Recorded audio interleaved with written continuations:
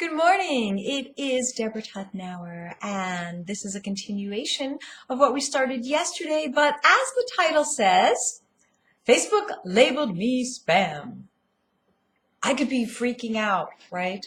And many of you who are watching, I know we're talking about charging what you're worth in your coaching practice, but in that context, many people use Facebook as their marketing. So today, for just 3-4 minutes, I am just going to tell you my experience with Facebook and what I'm going to do about it.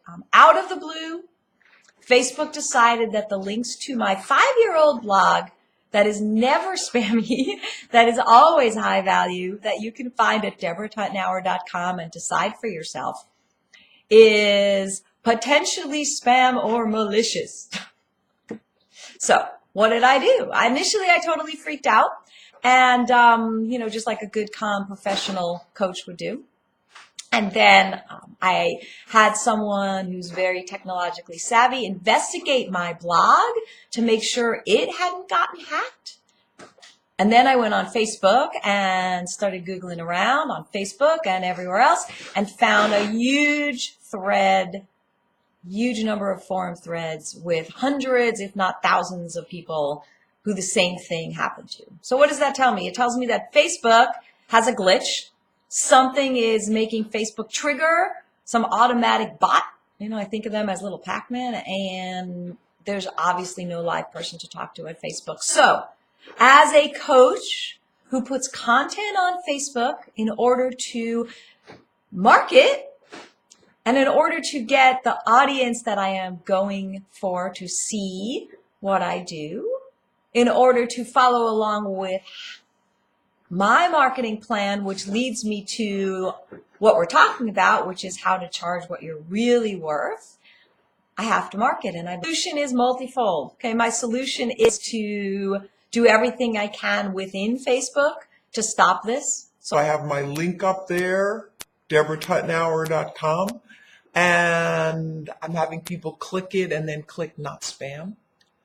I actually found Facebook's corporate office and I am writing them a certified letter. I'll let you know how that turns out. And in the meantime, I went to bed last night thinking this could be terrible, but that's not what I teach, right? I don't teach that when really difficult things fall into your pathway, that you just kind of roll over and put your hands up. Say, oh my God, it's all over.